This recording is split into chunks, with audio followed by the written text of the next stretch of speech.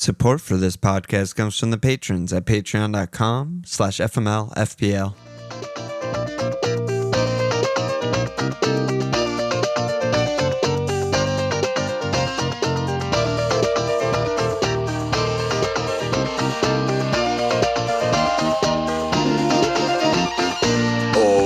Okay, welcome to FMLFPL on the lawn. It's Walsh. Quiet, okay, when your partner's not feeling well in bed. But it's the Wan Soto app. No one cares. Yeah. We're just going to talk about Wan Soto for an hour. We just lost dozens of listeners of our hundreds. I think not. I think everyone's Googling Wan Soto or trying to figure out what Prem player that's a nickname for. What do you think people from England think the spelling of the word Wan is? W-A-N. Wan Bissaka. It's obvious. Could you imagine if his name was W-A-N space Soto? He'd be Japanese. Oh, fuck me. They probably think he is Japanese. Soto. Not Japanese. Soto-san? Soto-san.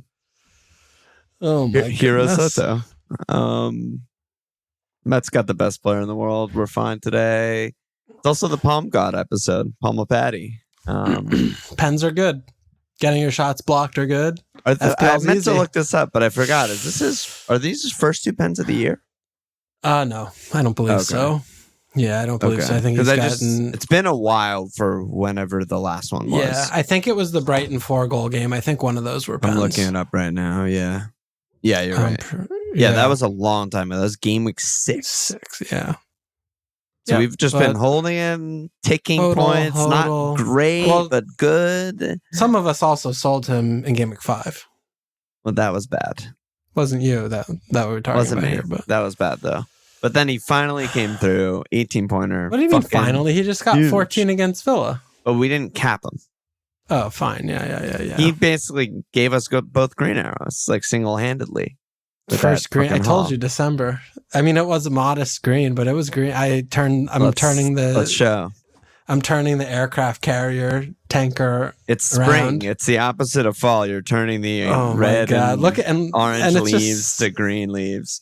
yeah, and it's such an atrocity because I didn't take a hit. Just kidding. Oh, you did. Took a hit. Free transfers are hits in this parish where I reside. Took a hit by using my free transfer. Clean -4. I'm sorry. 2 returns. I from played 11. a role in that hit. A roll. Yeah. I'm going to give you more credit than usual on that one. Okay. I mean, you could talk my ear into trading POW for a fucking pile of dog shit, but Yes. I was nowhere near a transfer until the conversing occurred. We were talking about every other guy. Very subtle message of how'd the live stream go. Fast forward 10 minutes and I'm transferring him out for Hodgson's. Yeah. Yeah, that happened, but we'll be okay on that. He'll one. make I up think for it. he'll make up for it. It's just I don't even want to talk about it. Yep. So that's where I'm at. 2 Yep. returns, 9 blanks. Yep. 59 points, pretty dog shit. But Not this week. We shit our dogs Where'd you go? around. Hey, you went up 200K. This Wow. week, 59's good.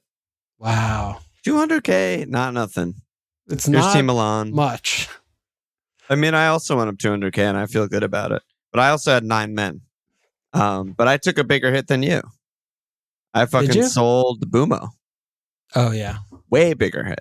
Yeah. I sold Boomo. One of the guys I brought in didn't even have a fucking game this week. He had a blank game week. Yeah, that's Trent more than a Alexander-Arnold. -4. I also had no keeper. What was that, like a -8 or something? I mean, what did he get? 14. Eze got 2. 12. And then, yeah.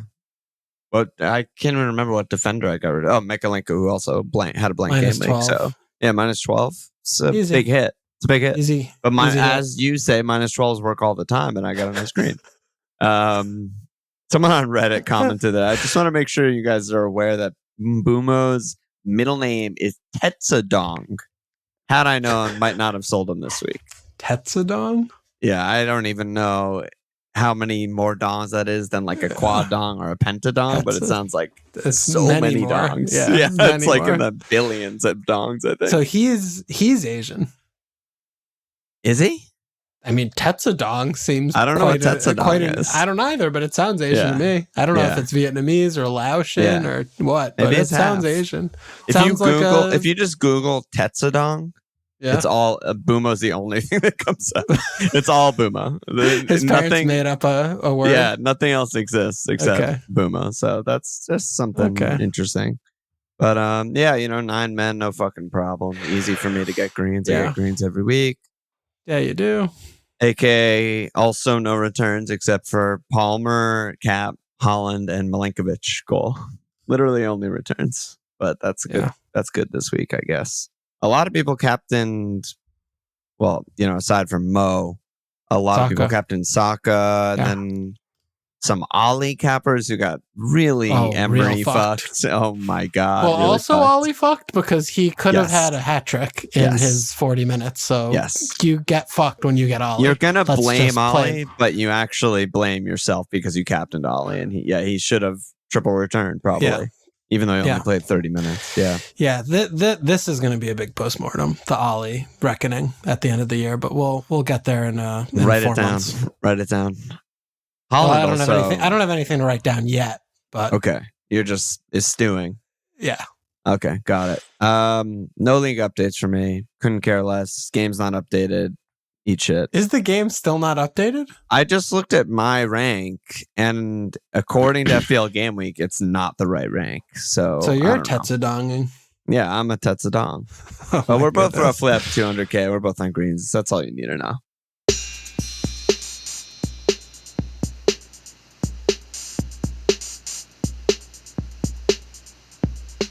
Oh, man. Maybe we should start with Cap. Sure. Oh, go ahead.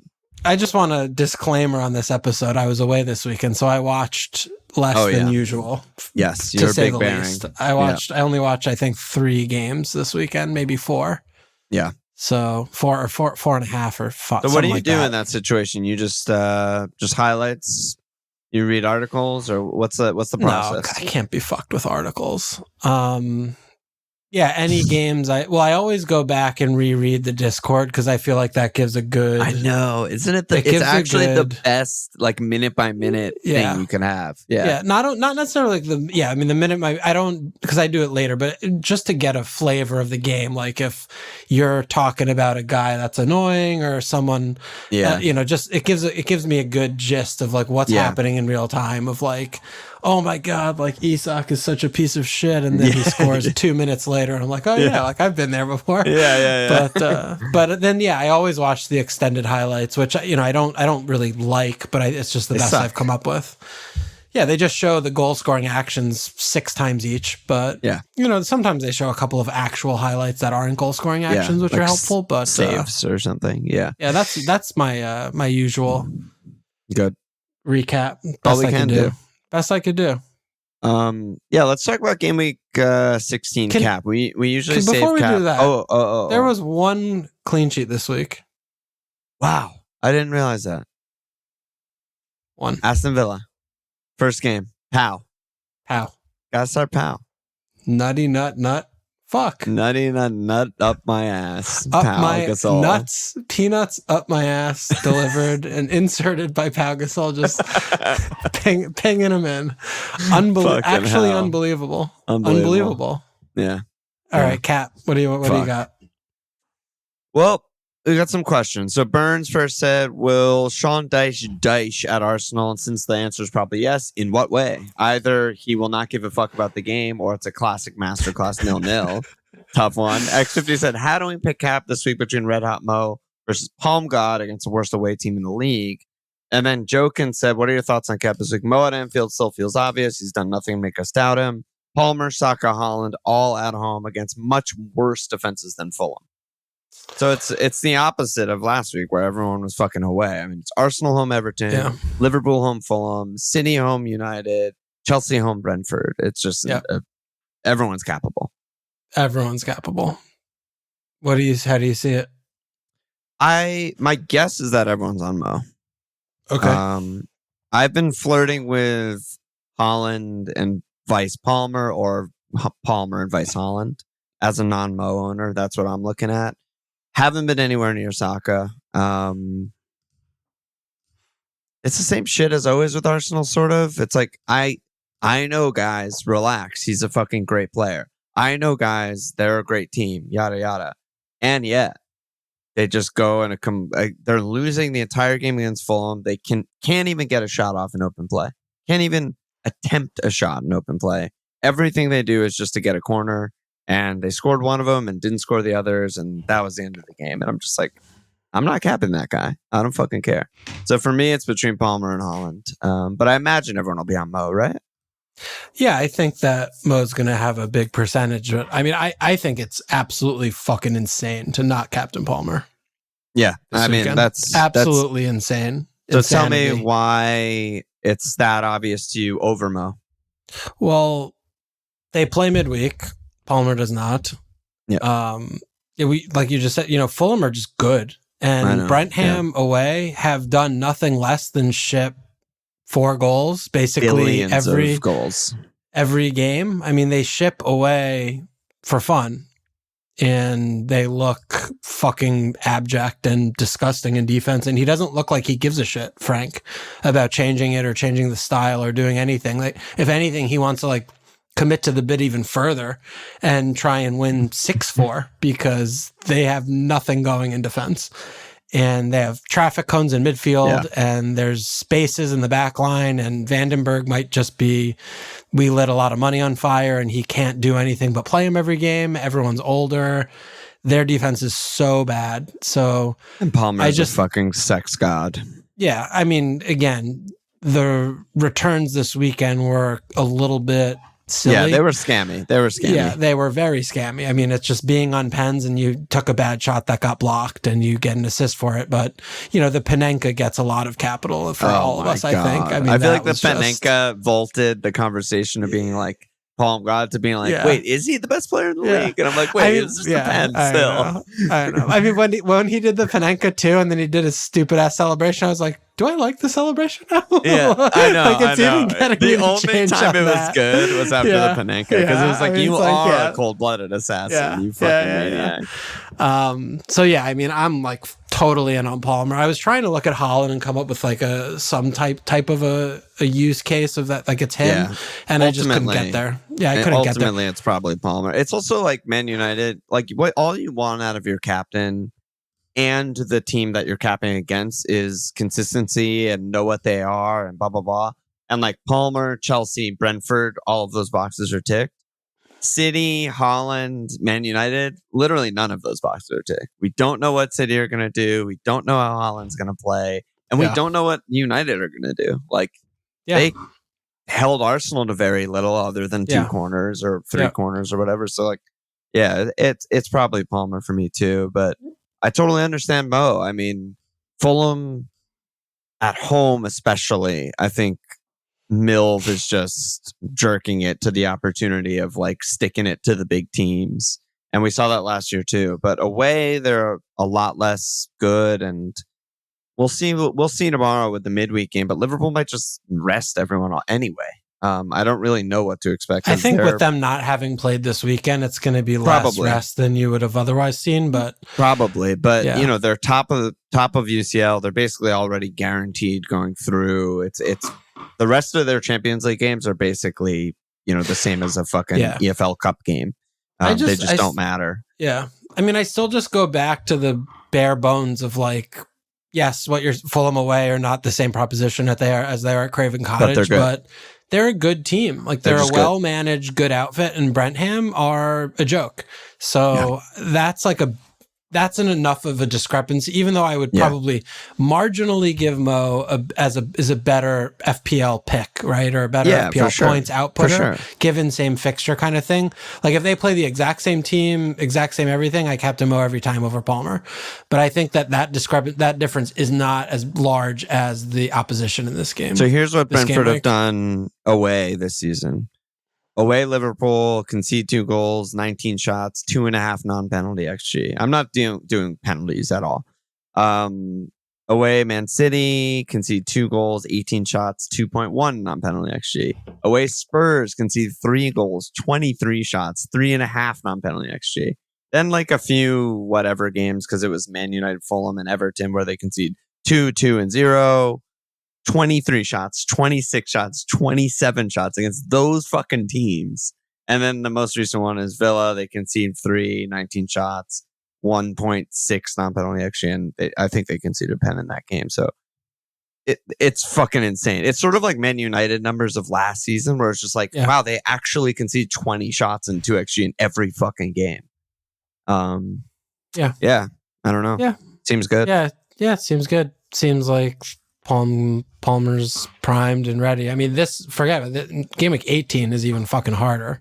What's the playing deal like that week? Leicester, Haaland's playing Everton, Saka's Man playing City home, Everton, Ipswich. Liverpool home, Leicester, Arsenal home, Ipswich, Chelsea home, Fulham. Yeah, we'll be talking about the exact same players. We'll be talking about it again in a couple of weeks. But all right, let's talk about Chelsea some more, because we got Saikov, Bear, X50. So wait, can I just one thing to just final point on this?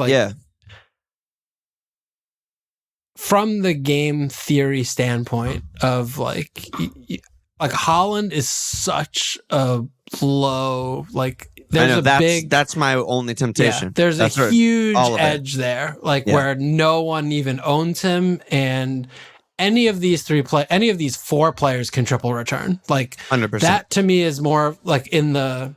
If you're comparing any 2 of them against each other, it's like a 45-55. Yep. So, if that's the case, just from the numbers standpoint, where Haaland is, being bet on by 3% of the market, I'm I'm a little bit interested there. That's why I've been there. That you just explained exactly why I've even, considered not doing it. I mean, he's my vice, if it counts he's my for vice, anything. for sure. At worst, he's my vice or my cap. A lot of vice, actually. Many meanings of the word vice there.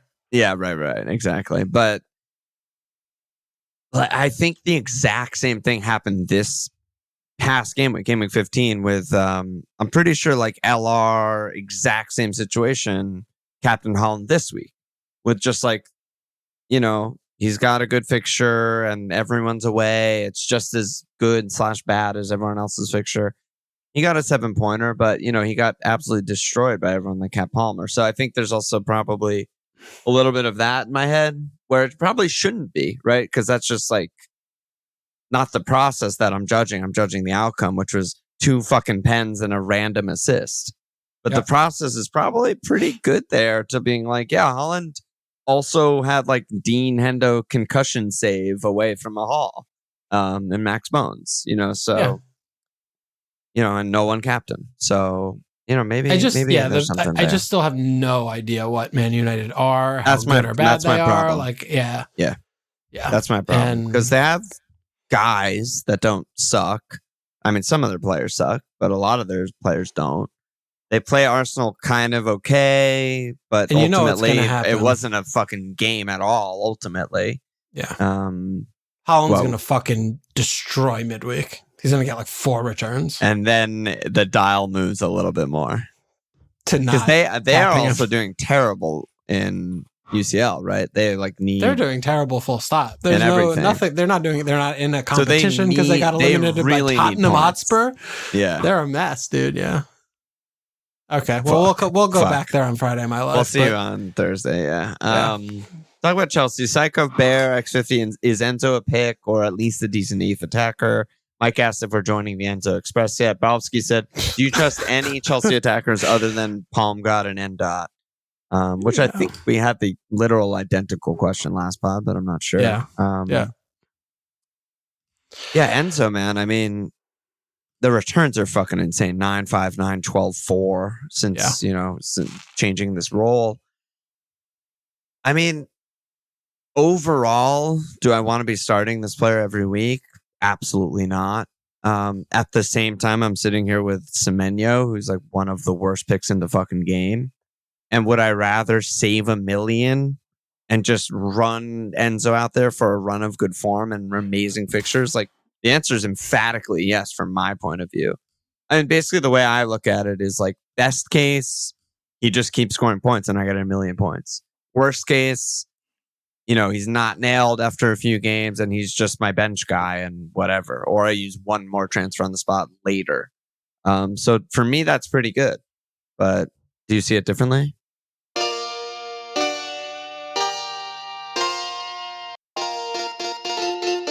Well, you're talking about your team specifically. I think more just in the landscape of the game. Yeah. Well, what's more interesting? Do you want your team specifically? No. Talk about the game. I mean, my biggest thing with Enzo that I still have not been able to reconcile is like I just don't think he's part of their best 11, and I think it's ridiculous that he's been playing for 4 games in a row.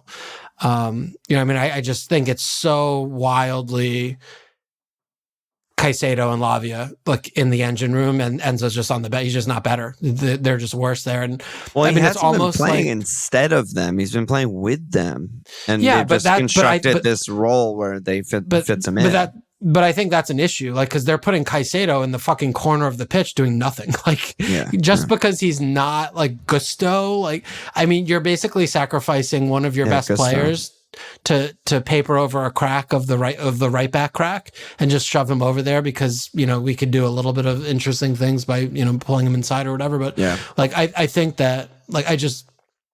And maybe having a no pace center back playing right back, like if it's Disasi or something, is worse than what they currently have. You could sell that to me, and I could buy that. But I just having Caicedo not roaming in midfield with Lavia and building that partnership and understanding for the next 5 years, like, and they're just jamming Enzo. I don't like it. I don't agree with it. I don't like it. I feel like it really is bad for the balance. And I think from his perspective, he's thinking we dominate the ball in almost every game, and Caicedo just inverts, and then they are a double pivot. It's like a back 3 and a 2, right? Yeah. And it's like rarely is he like, I'm fucking your right back and I'm defending wingers and the wing, like. Totally. No, and that definitely has been borne out in reality, right? He's not really playing right back that much. He's not really playing right back, yeah. But, then put someone else there, and I think Caicedo's just strictly better than Enzo. Like, let Lavia and them do the things. Like, you're going to concede less and just be more sound and solid. And, I don't like the idea of we do this against the bad teams and then we switch completely in these 8 fixtures or 10 fixtures against the good teams. Like, you're just going to be worse in those 10 games. And like, you're winning more like against the bad teams. Like, just play your good player. Like, and that aside, he's 5 million. He's playing now. It's like, from your team, he's better than Semenyo. I mean, Semenyo's playing way fucking better. 6. Like he's actually playing kind of right back. Like he's playing right back. He's playing a lot more right back than something like that. He's playing defense. Enzo's at least a hybrid role somewhat. Like he gets into the final third, but I mean the sustainability of Enzo's returns is absolutely 0%. Like he's no question. The goal he scored this week was just like insane a volley, worldy strike, really, insane volley, worldy, like an assist here. They're just like the most fraudulent returns ever, and he's just finding this little purple patch of five game weeks where he's returned steadily. So I mean he's one of those where I'm like I like that people buy him because every person counts, and I can maybe jump over them. Every person counts. There's millions of them in front of us. There are millions. Literally millions. Yeah. I mean the thing with him, and this is like, it's unfair to compare him to like Kai. Obviously, I'm not trying to say that, but situationally, it's like, well, he's doing this thing now that's working, and Chelsea are just winning every game. I think they've won 4 or 5 in a row with Enzo in this position. And yet generally managers are just going to keep doing the thing that has them winning. Yeah. So like maybe 3 games from now, they drop a couple points. Enzo's the first name out. I would be the least surprised person ever. Yeah, Captain Enzo, fucking ridiculous. But for now, for home Brentford at least, he's going to start and play that role. And he's better than, like you said, he's better than fucking Ahmad. He's better than Semenyo. He's better than, who else do people even own in this price bracket? I don't even know. I don't know. And I mean, the other thing he's too. He's a better start than Rodgers, who's at NFO. Well, that's for sure. Yeah. Yeah. And I mean, there's, the one thing that it's unsustainable, and yet it might be sustained for a couple more weeks. Cause like they just scored 9 goals in 2 game weeks. It's hard to be one of the non-defenders or the DM and not fall into like I passed it sideways, and of these 9 goals, like I did a thing. Yeah, I mean, they have the most goals scored in the league for a reason. They're just so. But that also, I think that the second part of the question is interesting too. Of like, are there other attack? I mean, Dude, Sancho looks like he's really actually taking significant steps into who we were hoping he would be when he looks Man like United exactly the guy they bought, that Man United bought. He's fucking like when a star. he looks like he looked when he was at Dortmund. Yeah, it's wild. Yeah, so he's interesting to me. Like they have this really good run, and we were he's 6'2". That's cheap enough, I think, because he's mostly an assist guy, but obviously he scored recently, but he's mostly a creative guy. But that's cheap enough where he could just take returns if they're free flying like this. Yeah, we were concerned about just Madueke, like his existence and his seemingly intense reluctance to drop him, but dropping him in the Spurs game and the Villa game, which are the two harder games, and him playing Southampton is encouraging that he's actually like, okay, you're the worst option here, which we've been talking about for months. Yeah. So love to see that. He only scores against the bottom 3 teams in the league, Madueke, and just use him like that. Play him in the Conference League and play him every once in a while. Neto's banned for Brentfam, so I'm sure he'll play right wing. Madueke's got a brace in him.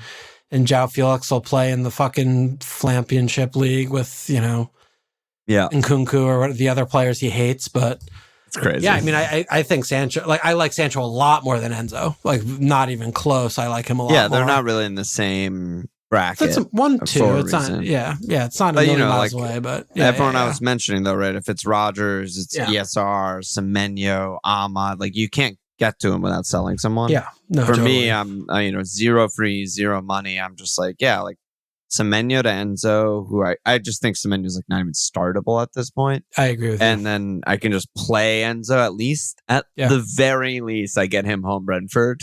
Yeah, it's like that's appealing to me. I make money, I get a better starter. So yeah. No, I think that makes a ton of sense for your team. Yeah.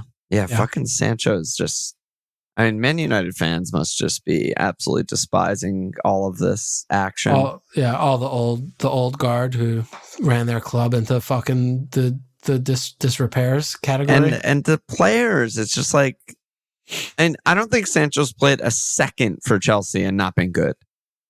It's not like he was building this up over time. It's like as soon as he subbed on, whenever that was, months ago for the first time, it's like, oh yeah, wow, Sancho looks fucking amazing. He's playing on the left wing with competent players around him. Like, that's nice. He has space. No one's crowding him out, or they're not asking him to play on the right or in positions that he can't do or never has done. It's like, it's good again. Wild.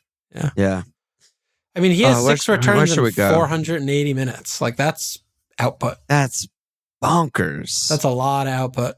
Jesus Christ. Yeah, Sancho is fucking real, dude. Yeah. We'll see. I mean, they have it's a weird pileup this year because now we're on a normal week all of a sudden because of the Champions League and shit. So there's not midweeks now. So, everyone's going to play game week 16, 17 that you expect.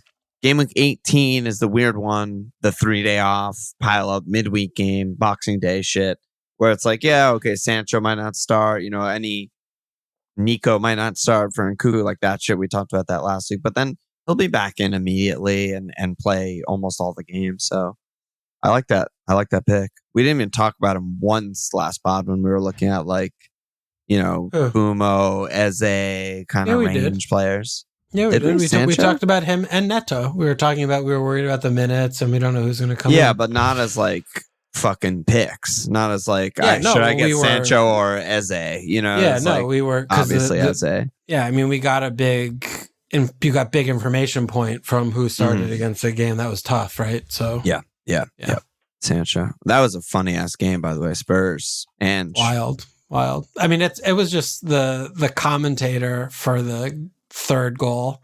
What did he say? It's just like there's nothing more Spursy than going 2-0 up and then going 3-2 down. I'm just like the fact that's the brutality, fatality of that. I was just like, oh my god, this is amazing. This is so fucking amazing. I love this. I was cackling when I heard him say it. He's like, it's just it's incredible. It's a hard one to predict Spurs home Southampton this week because if you go by the last few months, you would say, oh, this is a classic Spurs loss because it's a good fixture that people are going to want their players. But they're on a bad run. So is this a 4-0 win, or 4-1 win should be more specific. Hard to say.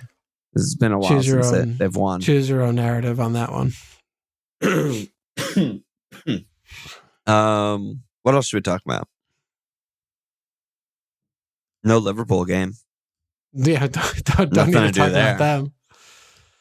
That was something.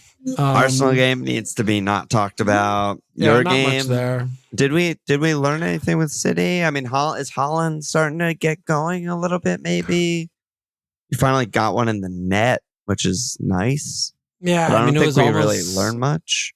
Yeah, I don't know. I mean, it was just disappointing. I thought Jack would start again and build on the things, but apparently he's still like Jack off in his Jack. Yeah, he's just a fucking piece of shit. I mean, the fact that I mentioned this in Discord like last week, I think. Bronchitis, you're just incapacitated for 15 days. Like, what are we talking about here? Like, my kid gets bronchitis. He's back in school in 3 days. Like, this is a fucking professional athlete, adult male. I know. Supposedly, like, very fit, nutritionally healthy. Well, like, he gets sick. Well, I've chav lad, fine, but like, he gets like wasn't he out earlier in the year because he was ill? Like, he missed 3 game weeks in a row because he was ill, and this is the second time. I'm pretty sure it was Ben, live stream Ben, Genius Ben, who said like, Foden is the sickest man in the world. We're chalking this up to the fact that he has kids and is just a great family man, right? And it's just like, he's a great that sums everything up. This fucking child, he just can't control himself. Like, for all I know, he's a great family man, and then he fucking rails lines at night after he says goodbye to them, and it's either like from the blow or from the kids, but he's double jeoparding himself. Coot or something. Is picking him up at midnight on the nose, and Coot's they're his having dealer. a fucking night. Yeah. Coot and Foden just fucking hide your kids, hide your girls. Yes, exactly. Yeah, he can't play. Jack can't fucking play. They can't defend at all. Haaland scored a header somehow. I mean, he never scores it fell headers. onto his head and it was accidental, more or less. But I mean, he's starting fucking Mateus Nunes again. Like, I can't with him. I mean, he's just so really fucking bad. He's terrible. He wouldn't be starting in a lower 8 team. Wouldn't start for Palace. No, not even kidding me. Hell no. Close. Hell no. Wouldn't start for Brentford. He's terrible. For fucking, I'm actually curious where we get. How low can we go? I mean, he doesn't even play him in mid. They bought him to be a midfielder. He's not even good enough to play midfield. He can't. He's not good enough just to play wing and just chip crosses to Haaland, one of the worst headers in the league. That's all he does. It's terrible. And I mean, Doku wasn't able to start because of the recent I really don't understand why he's not letting McAtee get some time to McAtee play. Just play him. Find out how it looks with all the good players. Because I mean, I like him a lot. I mean, I've liked him for a while. It's not Palmer levels, but with little bits we've seen him, it's always like he's a player. He's good. Yeah, he's good. He looks good. He's a player, and I mean, so the personnel is very, very worrying. Like, it was good to see Kevin play again, but he didn't look very good. He had a couple decent moments, but he was giving the ball away a little bit more. But he was okay. But I mean, I think Bill is also low key a really big issue. Like, he's really relying on him a lot. He was very bad. He's been bad all year. He's just been really bad all year. It's a really interesting thing to watch him be bad in similar positions where he used to be so good. So good. Yeah. Because totally. He'll be deep, but he doesn't have Rodri or Dino to bounce the ball off, or just play a 1-2 with or something. So he was winning, or not winning the ball, but he was recovering the ball, and then Palace would press him and he would lose the ball. He must have lost the ball 50 times in the defensive third that led to Palace bad counters. Spots. Yeah, it's wow, that's the worst place you could possibly lose the ball for who used to be the safest guy on the ball. Yeah. I mean, the personnel, because I still can see this team with Haaland up front. If he can play Jack, Doku, Kevin, and Sav, okay. I don't know how a defense handles that. like putting Jack in the middle of those two guys. Yeah. I mean, it's just like, this is a problem, but he just doesn't do the things, like, for one reason or the other, whether, I mean, Foden, I don't even know what to Jack's make of it. almost never played midfield for Pep, which is a whole, like, interesting sidebar of that. Yeah, except for two games ago against NFO when they just walked it 3-0 and it wasn't competitive. Like, I mean, do that. Like, maybe, like, he doesn't, I think, want him to do that in the ideal scenario, but he's field afar from the ideal scenario. Like, he needs to do all hands on deck. Like, I need to try some different shit. And he just keeps, like, playing Gundogan, who just can't move his body. Game. Like, every game starts him every game. Starts him every game. He is horrendous. Absolutely horrendous. Him and you thought Calvin Phillips was bad? He is worse. Bad. Like, oh my God. He would kill for Calvin right now. Kill for Calvin. Calvin would be getting actual minutes, I think, he's right hurt, now this season. Yeah, I don't know. I mean, and Foden's an issue. Like, he just gets sick every day, and he's fucking, who knows what's going on with him. But what do you do if you're a teacher and your student is just, he's bright, but he doesn't work hard? And because that's clearly the situation with, like, Pep and Foden. It's like, you could be so good. Just, like, do everything I say exactly. Be very serious about the game. He literally just won PFA Player of the Year, whatever. I know, but Pep is probably like, I want to make you a fucking one of the best players in the world, and you're getting in your own way. I mean, I think this is exactly what you do. You say, you have bronchitis, and he's like, no, I don't, boss. And he's like, yes, you do. You're not playing for a month. He's like, okay. I mean, that's what's happening, right? That's what's happening. So he's laying down the disciplinary law. We should take note of this, because when Foden comes back, I think he's going to be revved up. I mean, we thought that earlier and had that go for your team. Well, don't remind me about that. But it's literally the same thing. It's like he was on the naughty step. But I don't know if it was naughty step early season as much as it was like Euros and weird and like he's tired and the medical staff or whatever. But this is like definite naughty step. It's like, you're a fucking idiot kid. Yeah. I don't know. Maybe we do some questions. Before we do questions, I wanted to touch a little bit on Leicester with Rude. I mean, they snatched a draw from the jaws of defeat. Vardy, man. Yeah, I mean, Vard, like, both games, right? Like, actually playing in the Vardy role that they didn't have a manager for 13 game weeks, but they have one now, it seems like. And he just goal and then goal assists, like. Their fixtures are brutality. Really, till the end of the year. They don't have a good run until game week 34. Holy shit, what? Yeah, how's that possible? It's bad. I mean, I guess because they don't get to play themselves. Yeah, they don't play themselves, but I mean, it's just really bad. And then in 34, they have Wolves, Southampton. Game week 21, that's where you get them. Or 19 Palace. If you're feeling cheeky for City and Villa. Yeah, 21's okay because it's really just Palace, Arsenal. home Fulham, at Spurs is great. At City's Everton, good. Yeah, 21's good. Awful. 21's home good. Brentford, I wasn't. Yeah, you need to dodge the next four or so, but the next. I mean, it's at Newcastle, home Wolves, at Liverpool, home City, at Villa. Yeah. But home City, though, is that bad? Yeah, it's good. Especially at home, it's not that bad. But yeah, I mean, they look like. I mean, we've been talking about it for the beginning of the year. Like, they have Premier League level players in the squad. They infuse some new, like, I mean, Fatu is hurt, but like, you know, they look like they should stay up to me. Like, this squad shouldn't get relegated, and I don't think they will with Van Nistelrooy at the helm. But you know, it certainly doesn't look like defensive or picks. But everyone is so cheap. I mean, what do you see? I mean, there's this squad? Like, it's an interesting one. It's kind of a post type in a weird way because coming up, they were by far the best team in the Flamp last year. And they had a good squad of like some Premier League players, which I feel like for the Flamp is good. Then they lose Enzo, lose fucking Doucheberry Hall, who hasn't played more than 20 minutes this season. That was interesting. They hire fucking High Weasel, who's a nightmare, and immediately gets shit canned because he's just so stupid and bad.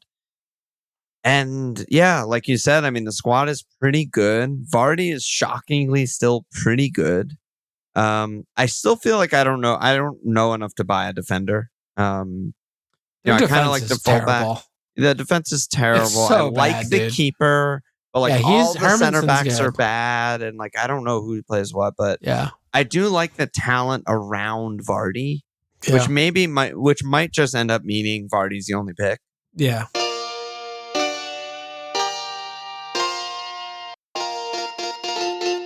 Or it might mean that one of these guys, erupts. But like Goodnight, Mavididi, Elkanous, McAteer, all like play pretty well in most of the games I've seen him. And Vardy at the top is good. And you know what I was just thinking is like game week 9, maybe game week 20-ish. That's when me and you are getting rid of Strand Larson for sure. Yeah, my Vardy's right there. He'll be right there looking at us. Boom, same price basically. Easy swap. Yeah.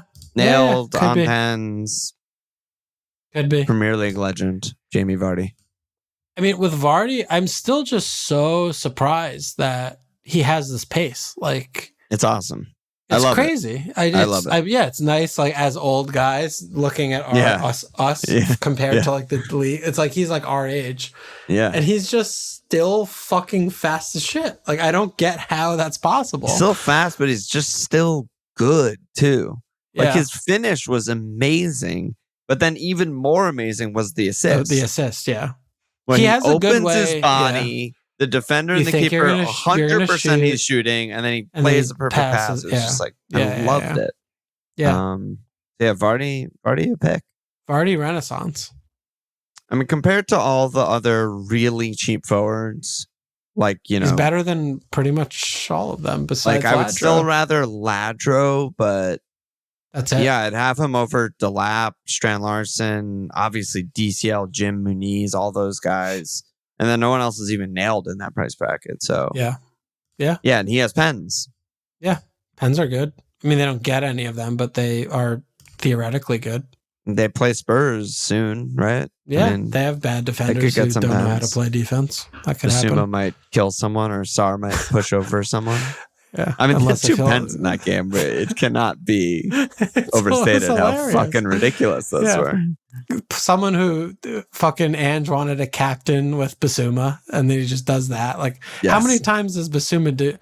I mean, Brighton are just laughing at the bank for that transfer, but Spurs are ridiculous. All right, you want to do some questions on this one? next? Yeah, I mean, Superhand's we kind of already covered this, but he said, has any player been as big a letdown as Semenyo? And you're probably young and haven't experienced as much FPL trauma as Walsh and me, but there's a lot more disappointing guys than that. The list only grows; it never ends. It's a long list. I mean, let's just 10 weeks from now, I'm not going to remember Senyo. I'm going to remember some other guy who blanked for 8 game weeks straight.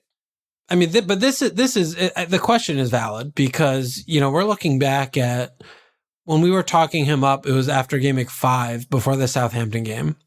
I think that's when I got him. Scored a goal against Southampton. It's like, oh my God. I got him then too, because I think that was my wild card week, so I'm pretty sure easy pick, great pick, amazing pick. Yeah, wild card. I got him that week too. Yep. So it's game week 6. So fast forward to now, he has 1 return, and it was against City when he was on everyone's bench. And we've started him every other game week. So he's on a run of 8 blanks in a row. Yeah. That's bad. He's basically Raya. He's just a fucking jokester. It's insanely bad. Raya's never gone on an 8 blank run. No, I just feel like lately he's just been like look at Raya, people who wildcarded him in 6, and he has 2 cleans.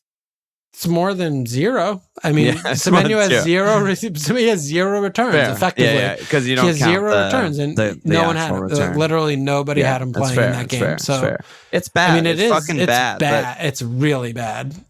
It was the perfect storm. It was like I recently watched Twisters, the Twister remake or whatever, and it was just the perfect. The pressure, it was fun. I mean, I watched it on the plane, so every movie gets upgraded by 2 stars, I feel like, on the plane. It was fine. Did you cry? Okay. No crying. not fucking Twister. I cry at every plane movie. Every plane movie I've I ever heard watched on the plane, but I've never experienced that. Doesn't matter what the movie is, I cry. Love that. Yeah. Well, I don't know about that, but it just happens. It was a perfect storm. He had the stats, he had the eye test, and then he had a run of fixtures where he had a couple short-term good ones where we definitely wanted him. Then he had a few really bad ones where we all benched him, and that's, as you mentioned, where he got a 10-pointer against City. And then he had more good ones, so we started him again. I'm just saying it's not that big a deal because it's going to fucking happen again. It happens multiple times every year. So-and-so looks good. They have good stats. Boom, boom, boom. Get them in. Blank 5 in a row in their good run and you sell them. It's just like, that's the FPL, baby. I don't know what to say. It is. He's 5'6" for a reason. It is. And he takes shots from, it used to be named Paul Land, and now it's just called Semenyo Land. It's fucking insane. I watched that game thinking, like, maybe I'll get a Semenyo return away Ipswich.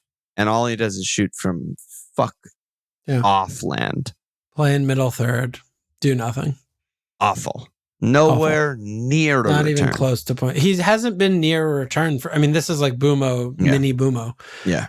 I mean, Boomo pops up with like, hey, I'm gonna show you, pretend for what you remember me as. But I mean, essentially, it's very similar, right? I mean, where Boomo, like, he's been, So I mean, it's actually interesting because I was thinking about that I think you call it heuristic, which I still don't even know what that word means, but you say it all the time.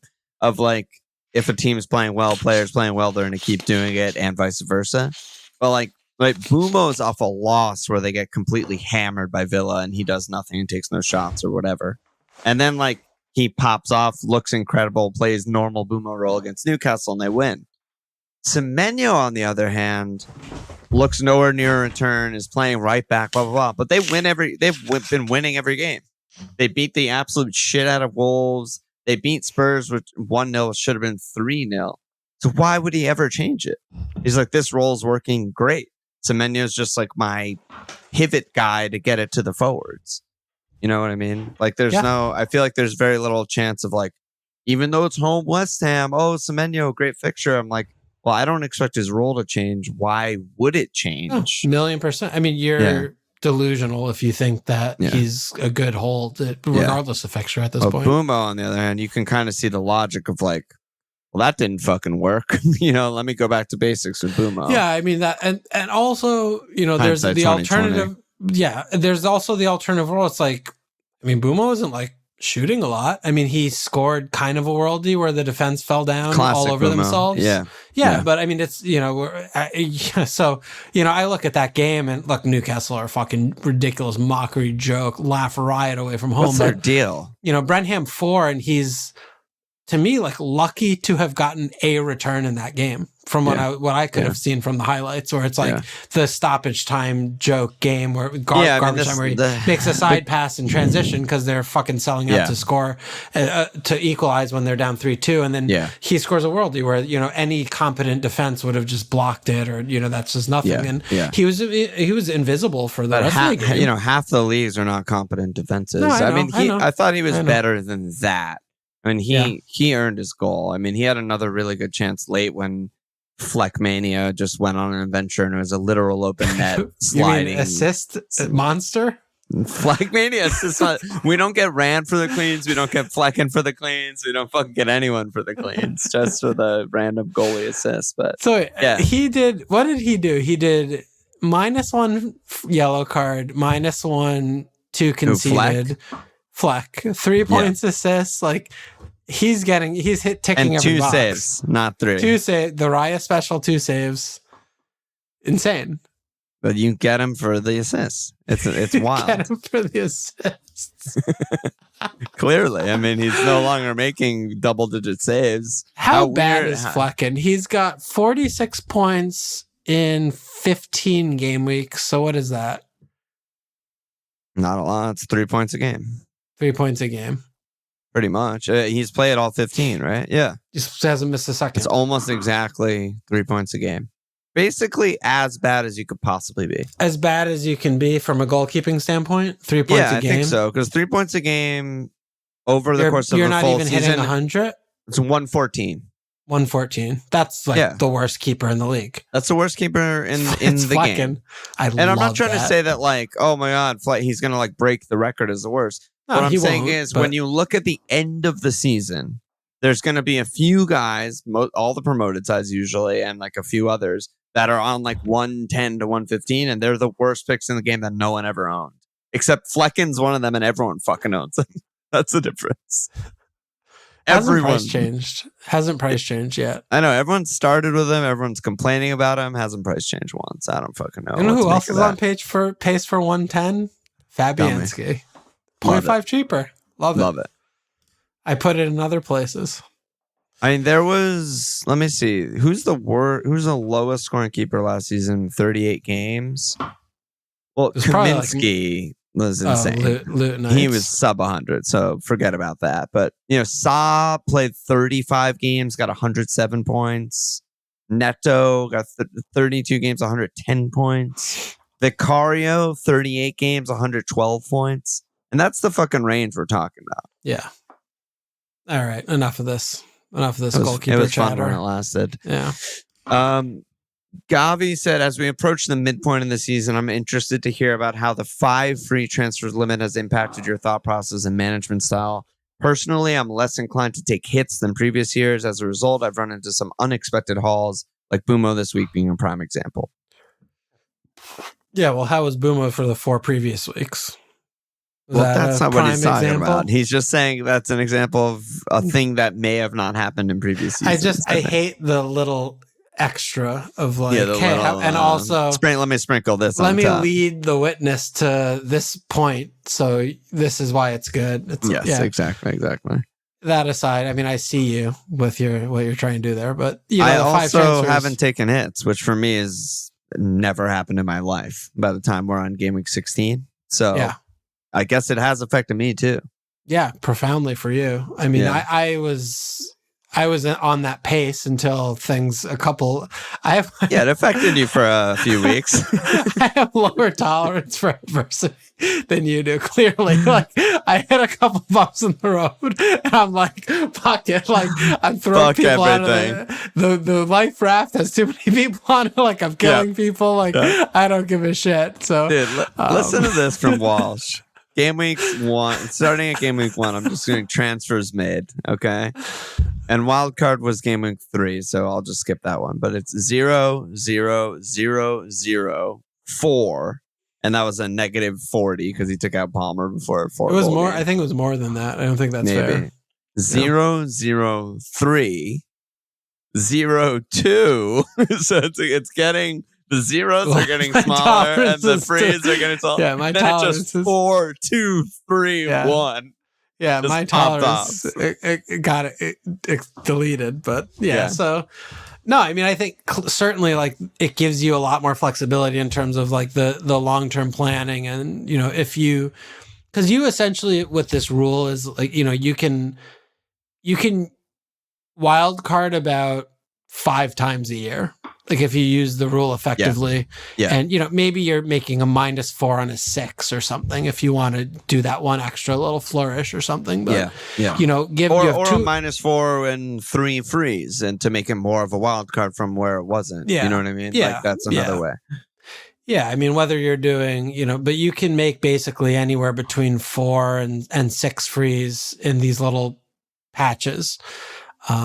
Of time, and I don't know how much it has to do with like the planning, because players get injured and things like unforeseen things happen like that. But it does seem like if you plan your team to hold certain players for a while, unless they get injured, you can make use of that, I think, in a very, very extreme way, and something like I'm going to be interested in trying to look at a little bit more in the off season and planning for next year until they probably make, new rule changes. And and I mean, like, listen, we're joking about your team and your tolerance, but like ultimately your plan was sort of, I'm going to fucking rip my team apart until I get this.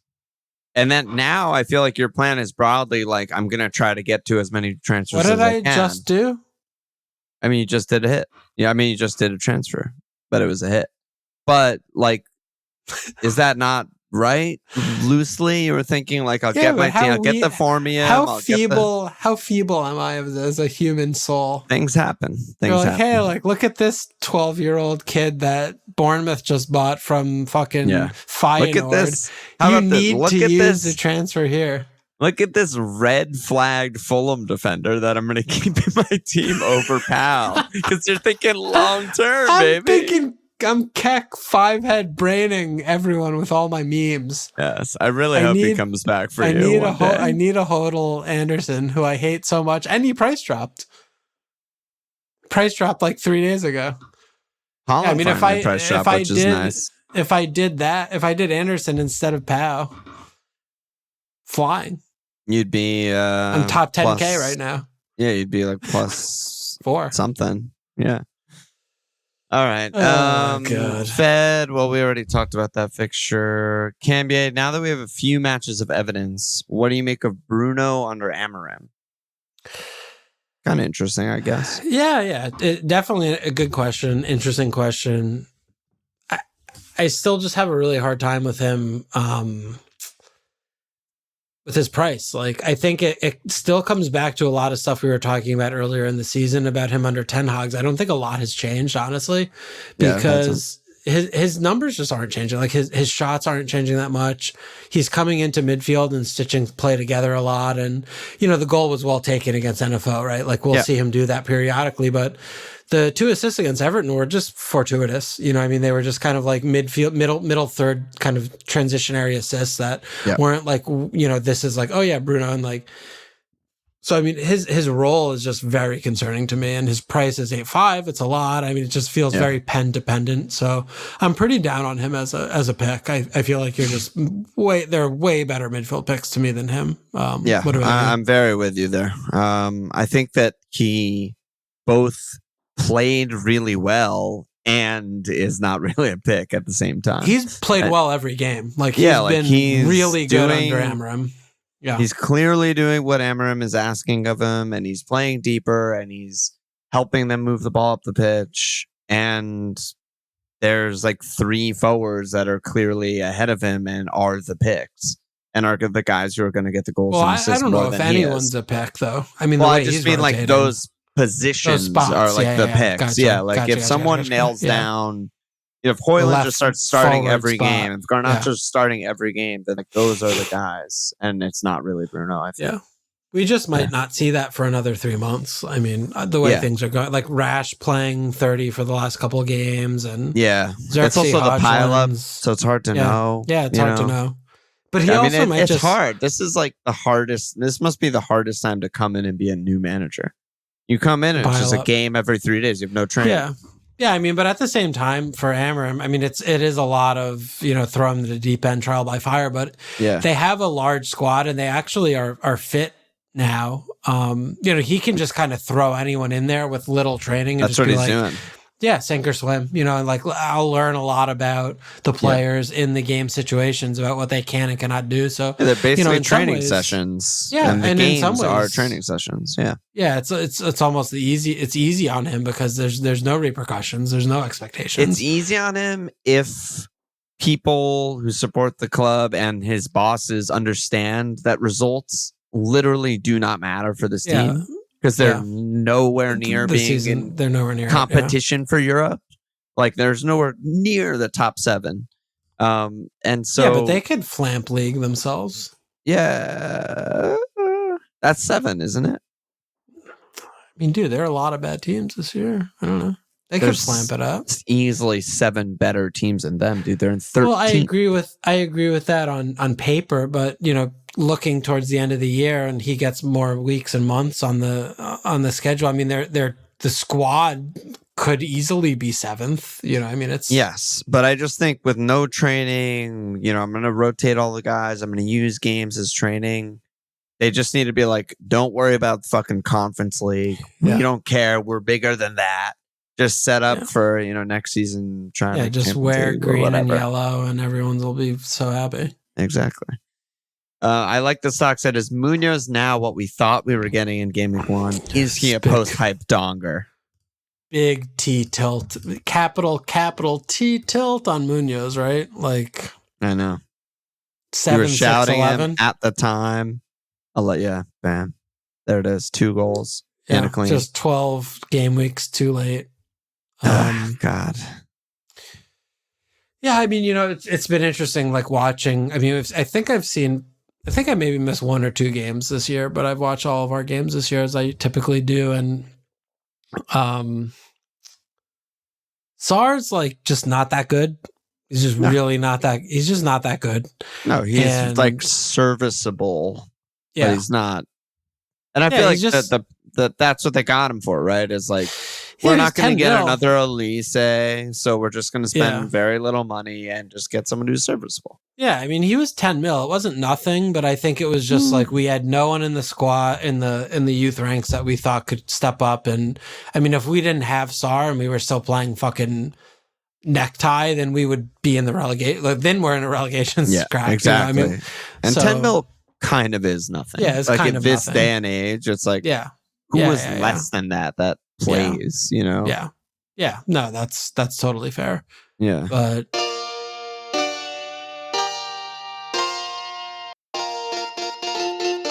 and I'm talking about Sar because, you know, he plays on the right side.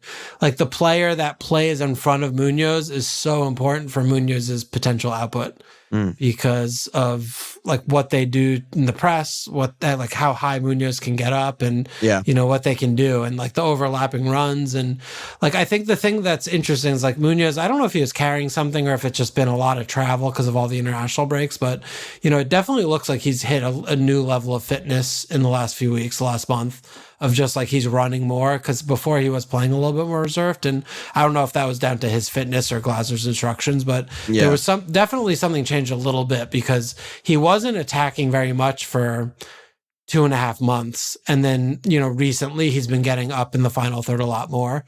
But like when we had Elise, it was just like so much confidence when he had the ball or we were progressing the play in the final third on the right wing and Munoz overlapped. We would either like get a corner or get a shot or create a chance. And now it's like, if we have Sar in that position, there's just as good a chance as he's just going to lose the ball while Munoz is overlapping, and then we're 50 yards out of position. We're fucked. And like that seems to be like the actual literal thing of just like we're playing more scared, and Munoz has to play a little bit more scared of, I can't just go hell for leather because, you know, I don't have Elise here who's going to just shoot or beat the guy, or he's not going to get the ball taken off. Sar's an idiot. Yeah, Sar's an idiot. Like, he'll try and beat the guy, and it's just like the guy puts a foot in and he falls down, and it's like, boom, their counter's on. Yeah. So, like, that's been a big issue. But, you know, moving forward, our fixtures turn soon. Yeah, the next two are at Brighton, home Arsenal, and then you get a run where you can start him most weeks. Yeah, most weeks. Basically every week except for home Chelsea is startable. Yeah, and I mean, we play 3 defenders. Like, we look pretty good for a clean usually. Like, we're not playing like we did last year. Like, it's a lot more controlled. Yeah. There's a lot more Braj-esque, you know, meaningless possession. And we play with 8 defenders, like, basically, you know, 7.5 defenders. So, you know, all of those things bode well. Game week 19 or if you want to skip Chelsea, game week 21, like thinking that far ahead, like great time to get him. Yeah. You know, maybe we're moving an Arsenal defender to make money elsewhere, or Trent, or upgrading a bad defender to Munoz to start him every week or something like that. Yeah, that seems good. Yeah, could do. Yeah. And I mean, Mitch is 4'8", like he puts bad crosses in. I hear that's good for bonus points. Yeah. Some of them aren't even bad. Once in a while there's a good one. Yeah. It's the nature of crossing, I guess. There's been one good one this year. That's assuming that the good ones are always converted, which, you know, Eze and Nketiah and those guys have something to say about that. Yeah, Eze certainly has something to say for that, but yeah. Last question we got was Delicious Bet. He said, what's your go-to / best breakfast on a weekend? Little lifestyle question to round us off. Yeah. I mean, the answer is black coffee. That's all I usually have for breakfast. But I basically only have yogurt in the morning. Yogurt. What do you do? Greek yogurt with shit in it or what? Yeah, Greek yogurt. I have like a low carb little granola thing that's basically just like nuts and stuff. We're diabetics, so carbs. And then I usually put like a little peanut butter in there. That sounds gross. Well, if you just had your pick of the litter of, you know, it's I mean, I don't think we need to look at like a hangover breakfast, which is just an intense situation, but I don't do that anyway. Yeah. No, I know, but I'm just like, for the fans, like, what's your... Well, I do actually. I'm not trying to play to the audience here. I love an English breakfast. I fucking love blood sausage, love eggs, beans, regular sausage, toast, like all the shit. I love every single element of it. Same with an Irish breakfast. Full Irish. Love. Yeah. I don't like the sweet kind.